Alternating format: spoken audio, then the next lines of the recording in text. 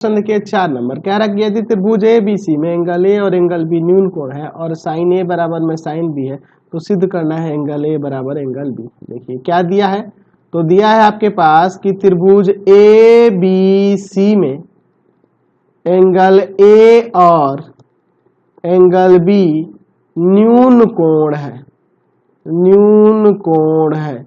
और ये भी कह रहा है कि साइन ए जो है ना बराबर है साइन बी के। चलिए तो मैं एक काम करता हूं, एक त्रिभुज ले लेता हूं, ठीक है।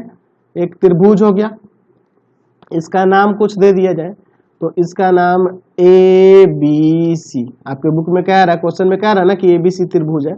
चलिए तो एंगल ए और एंगल बी न्यून कोण है, जैसा कि आप फिगर में देख रहे हैं, ये एंगल ए और यह एंगल बी, दोनों न्यून कोण दिख रहा है ना। चलिए अब क्या कर रहा है कि साइन ए जो दिया है ना साइन बी के बराबर। तो एक काम करते हैं, मैं यहां से एक लंब खींच लेता हूं, ठीक है। इस पर एक लंब खींच लेता हूं, इस लंब का नाम कुछ दे देते हैं डी। यह रचना है हमारी, तो इसको मैं डॉटेड कर देता हूं, ठीक है। चलिए हमें क्या सिद्ध करना है, तो सिद्ध करना है, तो सिद्ध करना है, तो सिद्ध करना है, क्या सिद्ध करना है कि एंगल ए एंगल बी के बराबर है। चलिए हमने रचना क्या किया है, तो रचना में लिख देते हैं कि आप सी डी लंब ए बी खींचे, ठीक है। सी डी लंब ए बी खींचे हैं। चलिए अब देखिए इसके बाद इसका प्रमाण देखिए। चूंकि आपके पास दिया है कि साइन ए जो है ना साइन बी के बराबर है। अच्छा, हम लोग साइन थीटा बराबर फॉर्मूला क्या जानते हैं, तो साइन थीटा बराबर फॉर्मूला होता है लंब और बटा में कर्ण P बाई एच। तो साइन ए की बात करेंगे इस कोण की, तो लंब आपका यह हो जाएगा सी डी और बटा में कर्ण, लंब और बटा में कर्ण, कर्ण आपका कौन सा हो जाएगा, ये ए सी हो जाएगा, सी डी बटा ए सी, है ना।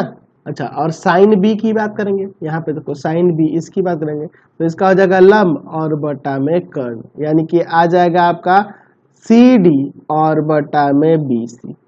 तो यहाँ से देखो आप सी डी हटा सकते हो, है ना। यहाँ 1 आ जाएगा, यहाँ 1 आ जाएगा, काट दिए। तो ये आप क्या हो जाएगा, यहाँ से क्रॉस मल्टीप्लाई करोगे तो आ जाएगा ए सी बराबर में बी सी।